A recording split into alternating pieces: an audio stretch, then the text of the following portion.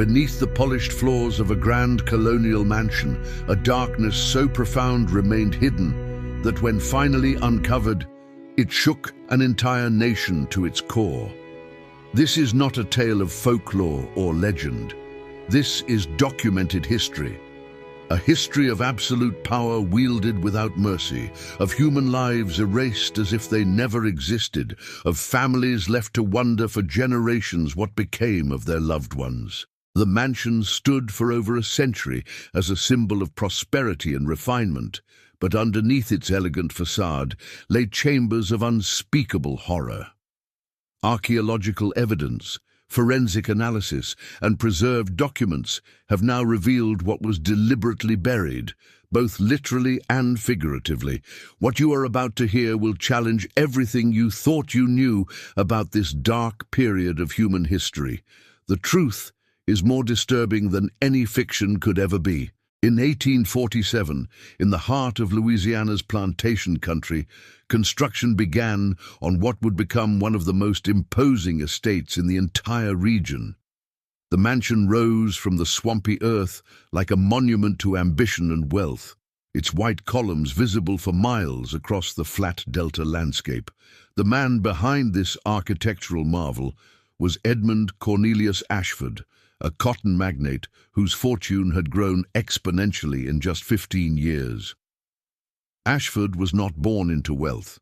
He had clawed his way up from modest beginnings, and this mansion was to be his ultimate declaration of arrival into the upper echelons of Southern society. The estate sprawled across 3,000 acres. The main house alone contained 42 rooms, with hand-carved mahogany staircases, imported crystal chandeliers from France, and marble flooring shipped from Italy. But the true scale of Ashford's empire was measured not in acres or architectural splendor, but in human lives. 273 enslaved people lived and worked on the Ashford plantation. Their labor built his fortune. Their suffering funded his opulence. From the beginning, Ashford's reputation among the enslaved community was one of particular cruelty. While many plantation owners maintained a facade of paternalistic benevolence, Ashford made no such pretense. He believed absolute fear was the only effective means of control. Punishments on the Ashford estate were legendary for their severity. Public whippings were frequent, but those were merely warnings. It was the private punishments, the ones that happened behind closed doors, that truly terrified. By 1850, whispers began circulating among neighboring plantations. Enslaved people who were sold or traded away from Ashford's estate spoke in hushed tones about disappearances. A young man who had attempted escape and was recaptured simply vanished. A woman who had dared to physically resist an overseer was never seen again. A teenager accused of theft disappeared overnight. The official explanation was always the same. They had been sold to distant plantations, or had successfully escaped, or had died of illness, and been buried quickly due to concerns about contagion. But those who lived on the estate knew better. They heard the screams that came from beneath the main house late at night. They noticed the overseer, a cruel man named Silas Blackwood, making trips to the mansion's cellar with chains and rope. They observed Ashford himself descending into the basement at odd hours, returning with blood on his clothing, and they knew that certain people, once taken down those stairs, never came back up. The architecture of the mansion itself facilitated these secrets. Ashford had insisted on specific modifications during construction. The basement level was unusually deep, extending nearly 15 feet below ground. Certain sections were built with double walls, creating spaces that appeared on no architectural plans. Ventilation shafts led not to the outside, but to hidden chimneys that dispersed any sounds or smells. The entrance to these secret chambers was concealed behind a massive wine rack in the main cellar, which could be pivoted aside by someone who knew the mechanism. By 1855, the Ashford plantation had become infamous. Enslaved people at auction would beg not to be purchased by Ashford's agents, but the regional authorities, such as they were, took no action. Ashford had carefully cultivated relationships with local sheriffs, judges, and politicians. His donations to churches and civic organizations bought not just social standing, but immunity. Several enslaved individuals who managed to escape and report the atrocities were simply returned to Ashford, their testimony dismissed as the lies of property trying to avoid work. The mansion itself seemed to absorb the darkness that occurred within its walls. Locals began to speak of it with a mixture of admiration for its grandeur and an unspoken dread. Visitors to the estate remarked on its beauty while noting an inexplicable atmosphere of unease. The house staff, both enslaved and the few paid servants, developed a practice of never going near the basement after dark. They claimed to hear things, sounds that shouldn't exist in an empty cellar, but no one dared investigate, and Ashford certainly never invited questions. We want to know what you think about what you've heard so far. Does this story resonate with you? Do you believe enough attention is given to these hidden chapters of history? Share your thoughts in the comments below. In 1968, more than a century after the mansion's construction, the Ashford estate had changed hands multiple times. The Civil War had destroyed the family's fortune. Edmund Ashford died in 1872, never having faced justice for his crimes. His descendants sold the property in 1893. By the mid-20th century, the once grand mansion had fallen into serious disrepair. A development company purchased the estate with plans to convert it into a luxury hotel, capitalizing on the region's growing tourism industry and the building's historical significance. The renovation team began work in early spring. The project manager, a man named Robert Chen, had overseen the restoration of several historical properties, but nothing had prepared him for what they would find at the Ashford mansion. The initial weeks proceeded normally. Workers repaired the roof, replaced rotting floorboards, and began updating the electrical and plumbing systems. The basement was scheduled for complete renovation, as it would house the hotel's mechanical systems and storage facilities. On April 16, 1968, a construction worker named James Whitmore was examining the main cellar's south wall, checking for moisture damage. He noticed that the mortar around certain stones appeared different, newer, less weathered than the surrounding masonry. When he applied pressure to test the wall's stability, he heard a hollow echo. Intrigued, he called over the site supervisor. Together, they carefully removed several stones, revealing a space behind the wall. What they discovered was a door. Not a modern door, but a heavy oak barrier reinforced with iron bands, featuring an old-fashioned bolt lock on the outside. The door had been completely walled over, hidden for decades. Chen was called immediately. The decision was made to carefully remove enough of the false wall to open the door. When they finally pulled it open, the smell that emerged was overwhelming. A mixture of decay, mold, and something else, something that made several workers physically ill. Beyond the door lay a corridor extending into darkness. Chen ordered powerful work lights brought down. What those lights revealed defied belief. The corridor stretched approximately 30 feet, with 3 doors on each side leading to separate chambers. The walls were rough stone, the floor hard-packed earth. But it was the contents of these rooms that caused Chen to immediately halt all work and contact the authorities. The first chamber appeared to be some kind of holding cell. Iron rings were embedded in the walls, with rusted chains still attached. The walls bore scratches. Human fingernails had left marks in the stone, desperate attempts at escape. In one corner lay a pile of cloth, the remains of clothing that had rotted over the decades. The second chamber contained what could only be described as torture implements. A table with leather restraints, metal instruments whose purposes were horrifyingly clear. Whips, brands, and devices designed to inflict maximum pain without causing immediate death. Everything was covered in rust and cobwebs, but perfectly preserved by the sealed environment. The third chamber was the most disturbing. It was larger than the others, and its floor was different. Rather than packed earth, sections had been excavated and then filled in. Chen, though not an archaeologist, recognized what he was looking at. These were graves. Unmarked, unconsecrated, hidden graves. The local police arrived first, followed quickly by the county sheriff. By evening, state investigators were on site. The development company's renovation came to an immediate halt. Within 48 hours, a team of forensic archaeologists from Louisiana State University had established a field station in the mansion's grounds. What began as a construction project had become one of the most significant archaeological investigations of crimes from the slavery era ever undertaken in the United States. Dr. Sarah Matthews, the lead archaeologist, would later describe the site as one of the most challenging of her career, not due to technical difficulty, but due to the emotional weight of what they were uncovering. The team worked methodically, documenting every detail.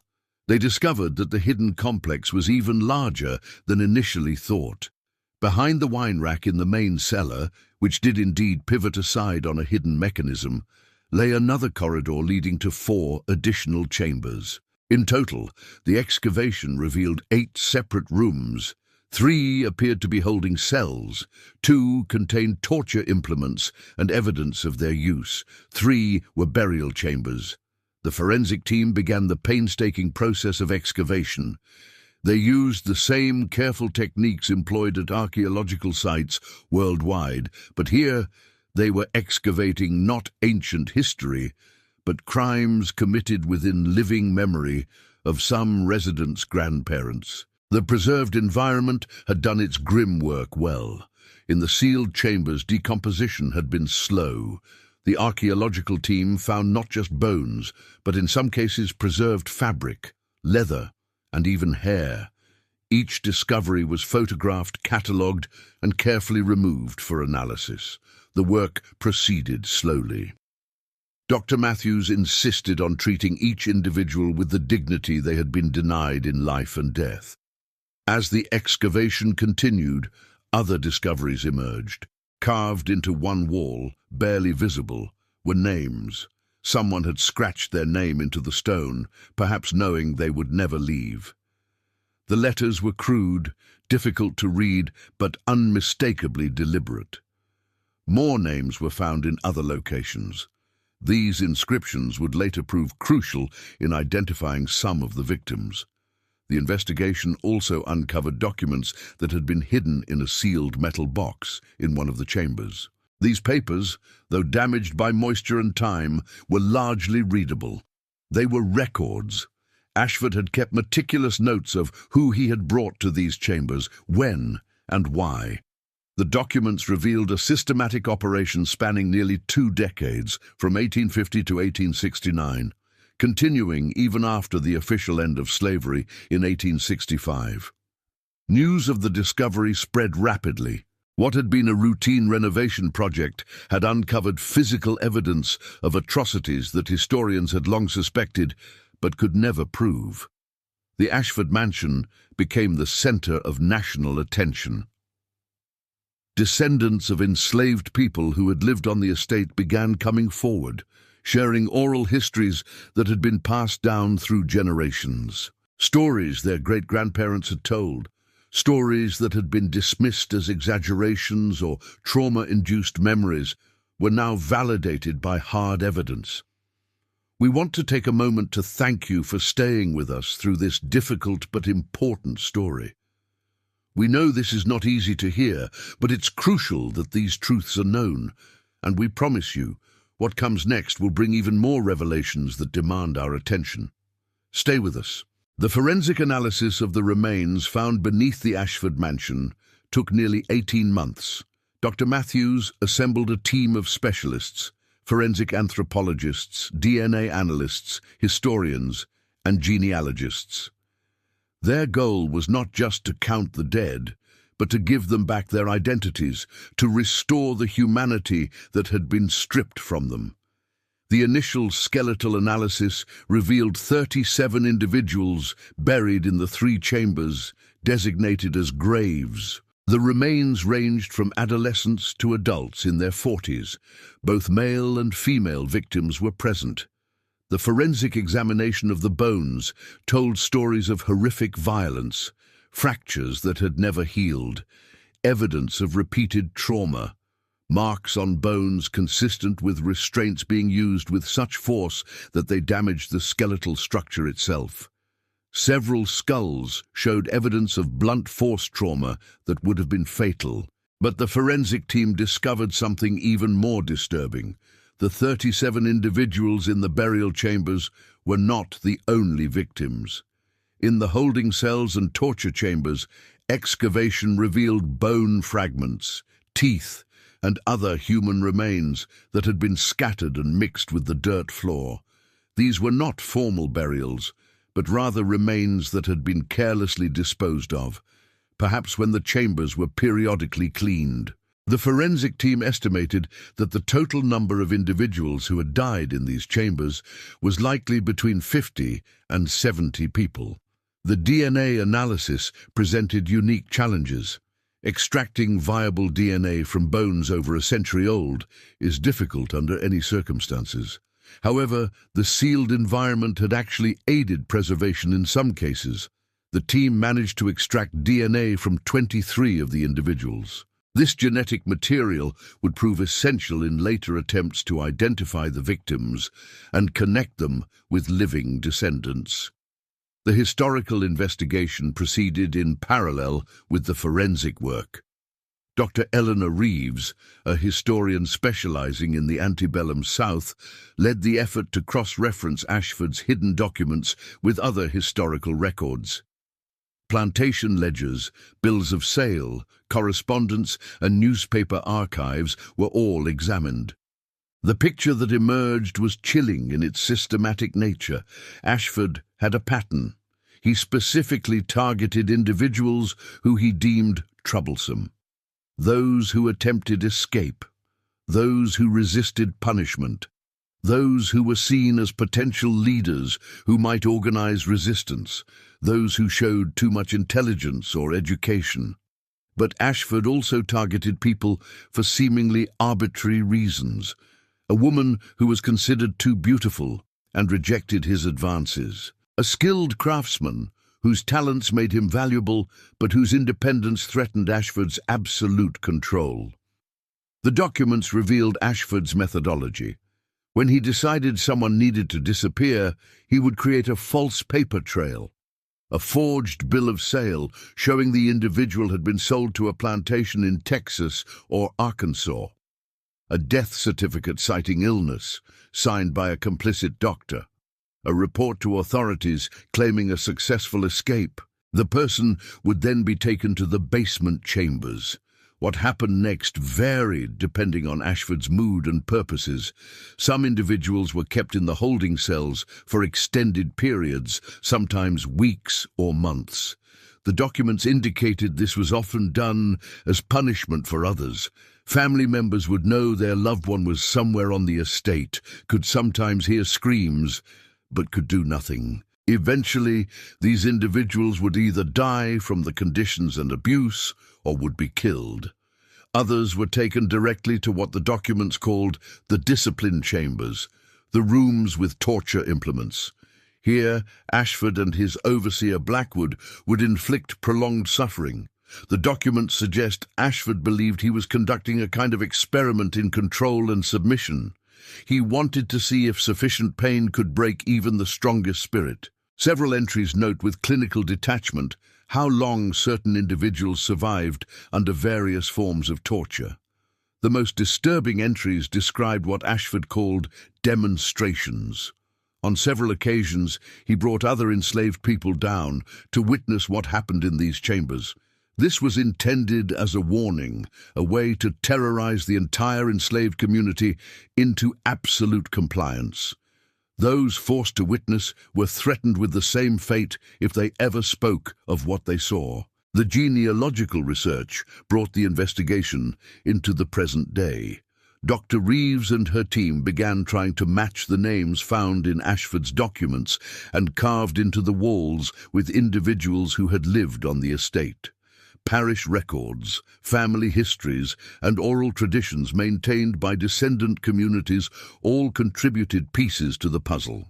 One of the first identifications came from a name carved into the wall of a holding cell: Samuel. Cross-referencing this with plantation records, researchers found an entry for Samuel Johnson, age 27, recorded as sold to a plantation in Arkansas in 1853.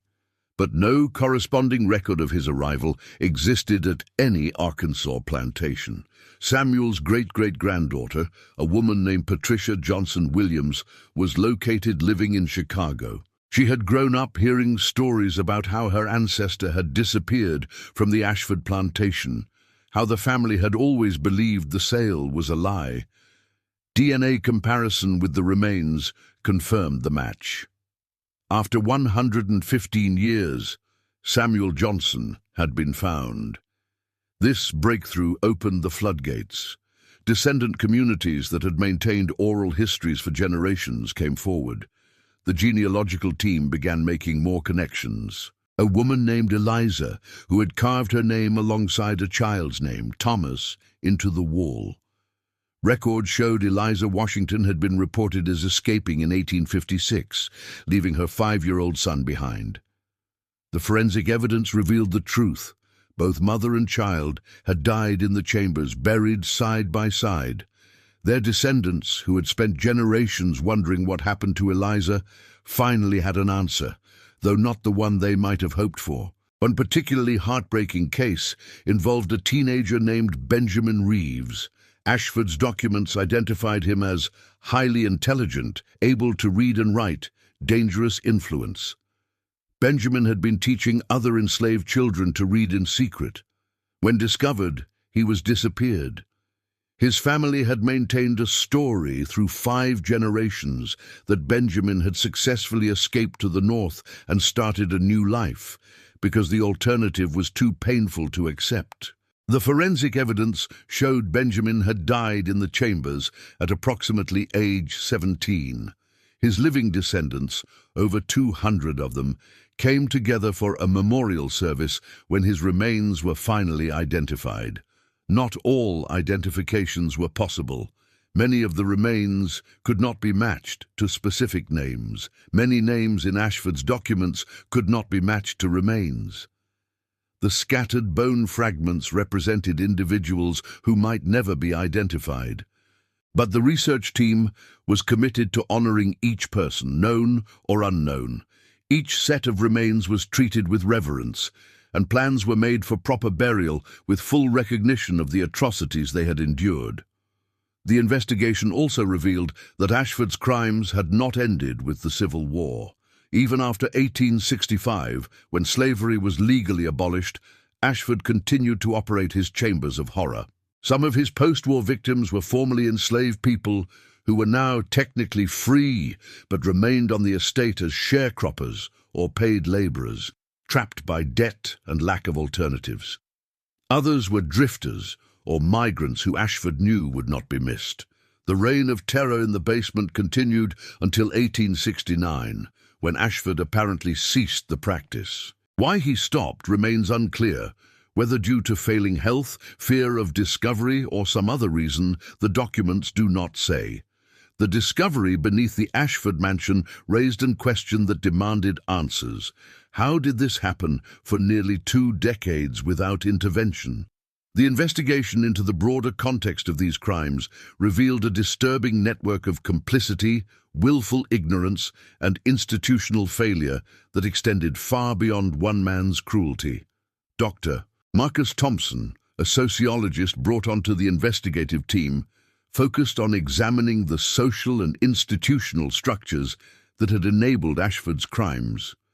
What he uncovered was a systematic failure at every level of society, a collective choice to look away from obvious evidence of atrocities because confronting the truth would have been inconvenient, uncomfortable, or economically disadvantageous. The local law enforcement's role was particularly damning. Sheriff William Denton served the parish that included the Ashford estate from 1850 to 1864. Records showed that Denton had received at least 7 formal complaints about disappearances at the Ashford plantation. In each case, he had accepted Ashford's explanations without investigation. Denton's personal papers, later discovered in a historical society archive, revealed the truth. Denton was receiving regular payments from Ashford. In one letter to his brother, Denton wrote candidly that he knew Ashford was likely killing people on his estate, but that a man of property must be afforded certain liberties in managing his affairs, particularly with difficult stock. The complicity extended beyond corrupt law enforcement. The local minister, Reverend Charles Ashton of the First Baptist Church, had visited the Ashford estate on numerous occasions. Ashton's sermons, preserved in church archives, frequently praised Ashford as a pillar of the community and a generous benefactor. Yet testimonies collected from formerly enslaved individuals revealed that several people had approached Reverend Ashton with accounts of the horrors occurring at the estate. Ashton had reportedly told them that questioning one's master was a sin and that their suffering was part of God's plan. The church had received substantial donations from Ashford, enough to fund the construction of a new sanctuary in 1857. The medical establishment also played a role. Dr. Harrison Wolfe, the parish's only physician for much of the period in question, had signed death certificates for numerous individuals allegedly dying of disease at the Ashford plantation. The forensic evidence contradicted many of these certificates. Individuals recorded as dying of fever showed skeletal evidence of violent trauma. Dr. Wolfe's personal financial records showed he received payment from Ashford that far exceeded what would be expected for routine medical services. In effect, Wolfe was being paid to provide false documentation and ask no questions. The complicity was not limited to local officials. State-level authorities had received reports about the Ashford estate from multiple sources over the years. In 1858, an escaped individual named Jacob Marshall reached Baton Rouge and gave detailed testimony about the basement chambers to a state investigator. Marshall described the layout of the hidden rooms, the torture implements, and provided names of people he knew had disappeared. The investigator's report acknowledged that Marshall's testimony was detailed and consistent, but concluded that the word of a Negro against a respected property owner cannot form the basis of official action. Marshall was returned to Ashford as required by law. According to Ashford's documents, Marshall died in the chambers less than a week later. Neighboring plantation owners represented another layer of complicity. Many knew of Ashford's reputation. Their own enslaved workers spoke of the Ashford estate with terror, yet none intervened or reported concerns to higher authorities. Some correspondence between plantation owners has survived, including several letters that reference Ashford's methods with a mixture of disapproval and grudging admiration for his effectiveness in maintaining control. One letter from a neighboring plantation owner explicitly stated that while he personally found Ashford's methods distasteful, he recognized that harsh discipline was sometimes necessary and that any investigation into Ashford might set a precedent that could threaten all plantation owners' authority. The economic dimension of the complicity was significant. Ashford was a major economic force in the region. He purchased supplies from local merchants, employed skilled workers for various projects, and made investments in local businesses. Dozens of families depended on Ashford's wealth, directly or indirectly, for their livelihoods. This created a powerful incentive to ignore rumors and dismiss complaints. To acknowledge what was happening at the Ashford estate would mean confronting the fact that the community's prosperity was built in part on systematic murder. Perhaps most disturbing was the complicity of silence from other enslaved people who knew what was happening but were powerless to stop it. The testimonies collected from descendants revealed the impossible position many found themselves in. They knew about the chambers. They knew people who had disappeared, but speaking out meant certain death for themselves and likely their families as well. Some carried the guilt of this forced silence for their entire lives, passing down stories to their descendants with the weight of their powerlessness. The investigation also revealed that Ashford was not unique.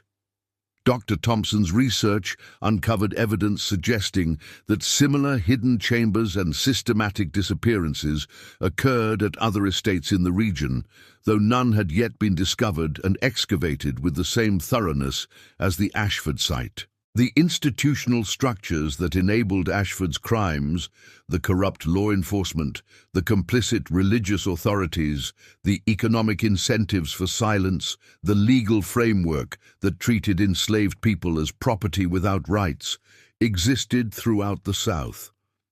Ashford was not an aberration. He was simply one instance of a much larger pattern that the existing power structures permitted and protected. Following the Civil War, there had been opportunities for justice.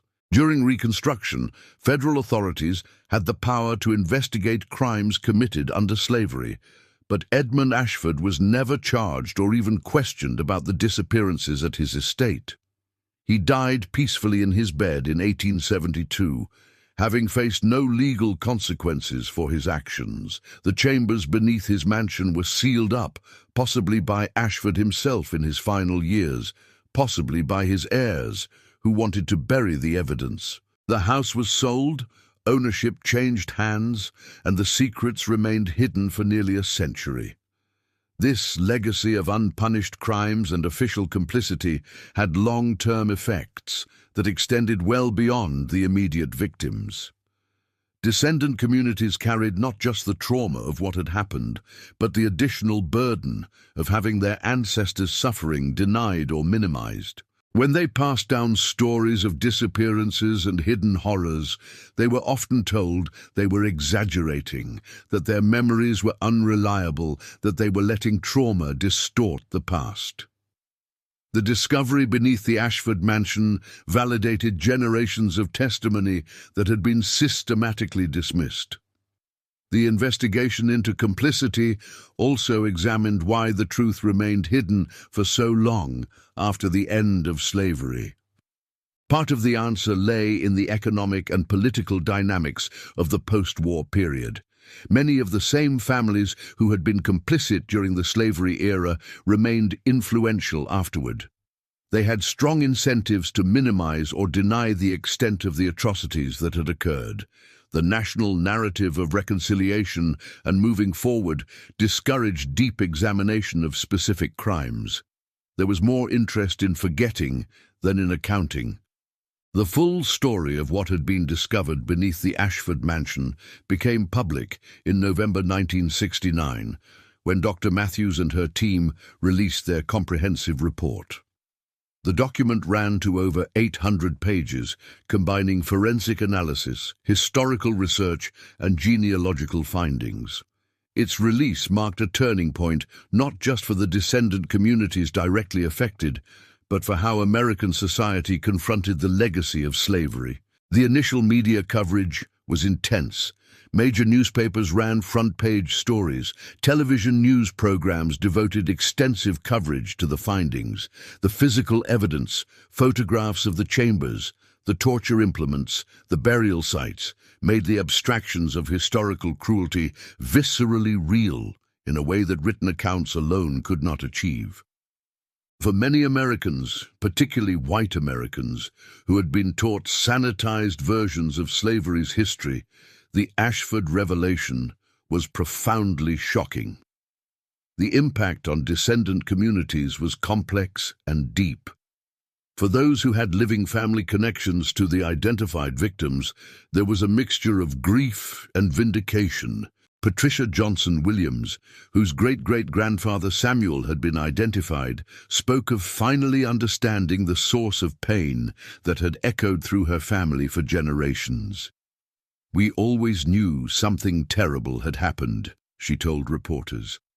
"Our family carried that weight without understanding its full shape. Now we know. And knowing, as painful as it is better than the uncertainty that haunted us." Memorial services were held for each identified victim. These events brought together descendants, historians, civil rights activists, and community members. The services combined elements of traditional burial ceremonies with historical commemoration, honoring both the individuals and what they represented. Benjamin Reeves, the teenager who had been teaching other children to read, was honored with a service attended by over 400 descendants and supporters. His story became a symbol of resistance, crushed but ultimately vindicated. For the unidentified remains, a collective memorial was created. The decision was made not to pursue DNA comparison with every possible descendant, as that would be impractical and potentially traumatic. Instead, representatives from various descendant communities came together to plan a memorial that would honor all the victims, known and unknown. The remains were interred in a specially created cemetery on grounds near where the mansion had stood. The memorial included walls with the names of those identified and a section acknowledging those whose names had been lost to history. The legal and political responses to the discovery were significant, but also revealing in their limitations. There were calls for federal investigation, but determining what legal action could be taken nearly a century after the crimes proved complex. No one directly responsible was still alive to prosecute. The question became whether descendants of Ashford and those who had been complicit could be held accountable in any meaningful way. Ultimately, no criminal charges were filed, as the legal framework simply did not accommodate prosecution of crimes so long past. However, civil litigation did proceed. A class action lawsuit was filed by descendants of the victims against the Ashford estate and the institutions that had been complicit. The lawsuit argued for recognition of the crimes, financial compensation for descendants, and funding for education and memorialization. The case worked its way through the courts for years, finally settling in 1974. The settlement included establishment of a trust fund for descendants, creation of an educational foundation, and requirements for historical preservation and teaching about these events. The Ashford mansion itself became a focal point of debate. The development company that had purchased it abandoned plans for a hotel. There were calls to demolish the structure entirely, to erase the physical symbol of horror. Others argued for preservation as a memorial and educational site. After extended community discussion, the decision was made to preserve the building and the basement chambers as a historic site and museum. The Ashford Estate Memorial and Education Center opened in 1976, dedicated to ensuring that what happened there would not be forgotten. The Memorial Center developed educational programs that brought students, teachers, and the general public to confront this history directly. Visitors could see the actual chambers where the crimes occurred, preserved but made safe, with extensive historical context provided. The effect of standing in those spaces, seeing the iron rings embedded in walls, the scratch marks, the cramped burial chambers, was profound. This was not abstract history. This was concrete, physical evidence of specific acts of cruelty against specific people. The Ashford discovery had ripple effects beyond the immediate site. It prompted renewed attention to slavery's history and legacy throughout the United States. Other historical sites began more honest examinations of their past. Archaeological investigations were initiated at other plantation sites, though none uncovered chambers quite as extensive as those found at Ashford. The discovery contributed to a broader shift in how American museums and historic sites presented slavery, moving away from euphemistic language and sanitized narratives toward more direct acknowledgement of the system's brutality. Academic institutions responded as well. The extensive documentation from the Ashford investigation became a crucial resource for scholars. Multiple doctoral dissertations examined different aspects of the case. The interdisciplinary nature of the investigation, combining archaeology, forensic science, history, genealogy, and sociology, became a model for how to approach the study of historical crimes and traumas. However, the revelation also exposed ongoing resistance to confronting this history. There were those who argued that dwelling on such events was divisive, that it prevented healing and reconciliation. Some local residents near the former Ashford estate resented the negative attention brought to their community. There were vandalism incidents at the memorial site in its early years. The debate over how to remember this history, whether to emphasize the horrors or focus on resilience and survival, continued for decades. For descendant communities, the discovery initiated a complex process of historical reckoning that continued across generations. The confirmation of what their ancestors had endured validated their family histories, but also meant confronting painful specifics. Some descendants became advocates and educators, using their family connections to the victims to teach about this history. Others preferred privacy, finding the public attention overwhelming. The question of what similar horrors might remain undiscovered haunted many who studied the Ashford case. Dr. Matthews noted in her final report that the preservation of the chambers had been almost accidental, the result of them being sealed and then forgotten. How many other locations held similar secrets that had been destroyed, covered over, or remained undiscovered? The statistical analysis suggested that if Ashford's crimes were representative of a broader pattern, thousands of enslaved people might have been murdered and secretly buried across the South. Most of those sites would likely never be found. Yet the Ashford discovery also demonstrated the power of truth-telling and historical memory. The oral histories maintained by descendant communities had been accurate. The testimonies that had been dismissed for generations were vindicated. This validation encouraged other communities to come forward with their own histories, to insist that their accounts be taken seriously. The archives of historical societies and universities began receiving more materials from descendant families, documentation and testimonies that had been privately held for generations. The lasting impact of the Ashford estate revelation continues to unfold. The site remains an active memorial and educational center. New research continues to emerge from the materials collected during the original investigation. DNA technology has advanced to the point where additional identifications have become possible, including one as recently as 2 years ago. Each new identification brings closure to another family while reopening the wound of what was done to their ancestors.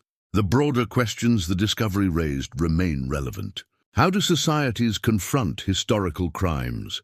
What obligations do present generations have toward the victims of past atrocities? How should institutions that were complicit in historical crimes acknowledge that complicity?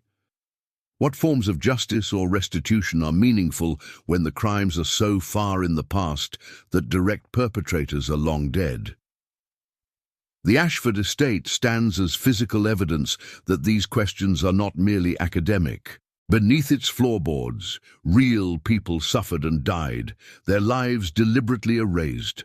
The discovery of their remains, the identification of their names, and the documentation of what was done to them transformed abstract historical knowledge into undeniable fact.